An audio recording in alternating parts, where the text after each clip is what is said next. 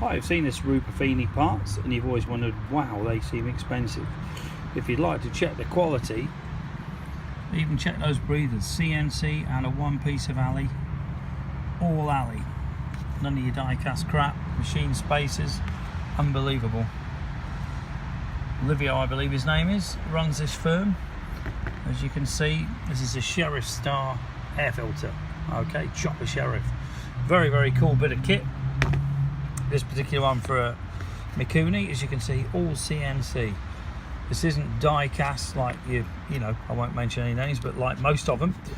So as you can see, this really is pretty well, it is as good as you could ever get. It really is.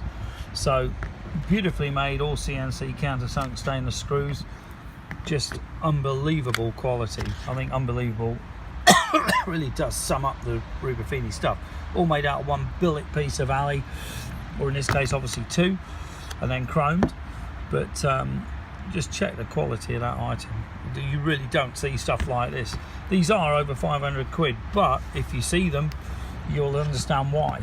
You know, most of your die-cast stuff, you're looking 350, 400 quid. This is proper CNC, all spares available as well. For instance, if you swap your bike, this is a Mikuni adapter, all built in.